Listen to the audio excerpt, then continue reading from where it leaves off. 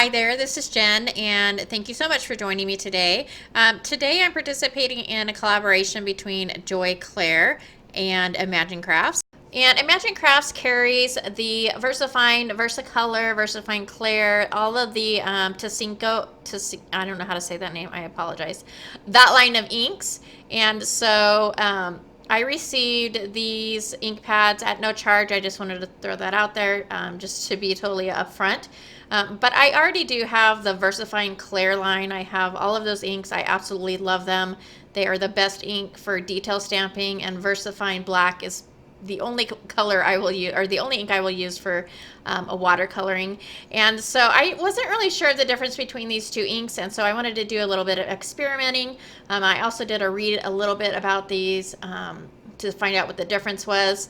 So the VersaColor is a water-based pigment ink. The VersaFine Clair is not water-based. So I swatched these out on a piece of laminated paper, and you'll see when I spray this, the VersaFine Clair does not move, and the VersaColor does. The VersaColor is a really creamy color, or a really creamy ink. And when I put this on my Bristol Smooth cardstock, I have to layer it a little bit, but I probably added a little bit too much water. If I hadn't added so much water, the color would have been pretty vibrant right when I did that. But as you can see, that was really easy to put on the cardstock. The VersaFine Clair, it did not want to move no matter how much water I put on there. And so that's the huge difference right there between these inks. So the formulation in the VersaColor, I'm not sure exactly what it is, but it is, as I mentioned, a water-based pigment ink. Usually water-based inks are going to be your dye inks, and so since this is water-based, that is why it reacts with water, and I'll show you that in some of the techniques that I do using the inks. So I'm just stamping up the VersaFine Clair, the VersaColor, and a dye ink, so a Catherine Pooler dye ink, and then Memento Black, which is a dye ink, which a lot of people use for Copic coloring. And I just wanted to go ahead and show you really quickly how these react to water. I dried it as best that I could. So the VersaFine Clair does not move with water at all. And the VersaColor does move a little bit, but I do use it as a watercolor on one of the cards that I do, and I didn't really notice it bleeding out any. And then the dye ink, of course, the Catherine Pooler dye ink is going to spread, as well as the Memento. So that's just a kind of a comparison of kind of the different inks. And so here is on the on your left hand side is the VersaColor, and then the VersaFine Clair is what I am coloring up now. So I'm using an alcohol marker, and while it doesn't bleed out horribly bad, you can still see that the line is not as sharp as it originally was, and so this is why it's not recommended to use a alcohol marker with a pigment ink. And so this is the VersaColor, which did also kind of smear that ink, as you can see that when I went over that with the alcohol marker, it kind of pulled that ink out of the image. So here I'm going to go ahead and start my cards, and I am not going to show the process for putting together the cards. I'm just going to show you some different ways that you can use the VersaColor ink. And I am using a piece of hammer mill cardstock, and the ink that I'm using is the VersaColor in turquoise. And I am just taking my blending brush and blending that color on the cardstock. It actually blends really well.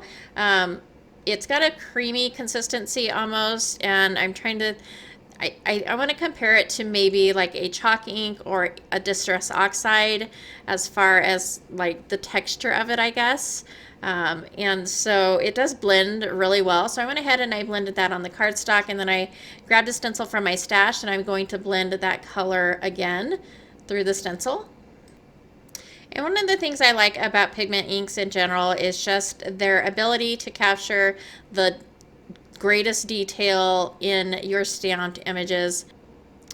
And while I was kind of looking into these inks and doing a little bit of research on the differences, I found out that in general, a pigment ink is going to be more expensive than a dye-based ink, and that is because a pigment ink has 5 times the amount of ink in the pad than the dye-based inks. So for this next card panel, I am going to do a little bit of watercoloring, and so I've already prepared the background using a stencil with the turquoise Versacolor, and I have stamped my image up. The image is from Joy Clair, and it's called Paper Tattoos, and I stamped that up in VersaFine Black, and I am watercoloring with the Versacolor in a green tea.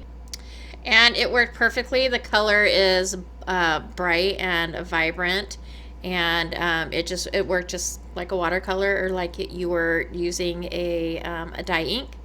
And so the next technique I'm going to do is some ink smooshing, which is something I really love to do. There are some differences in this ink smooshing with this water-based pigment ink compared to ink smooshing with a dye-based ink. Just really subtle differences. It doesn't move around as much on the paper. I'm using a piece of Bristol Smooth cardstock, which is normally what I would use if I was going to do some ink smooshing.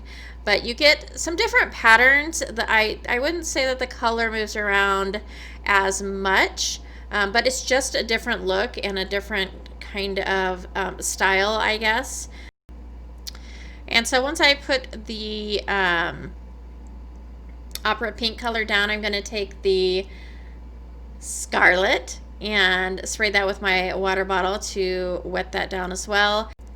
And then I'm just going to apply that over the top of that pink color.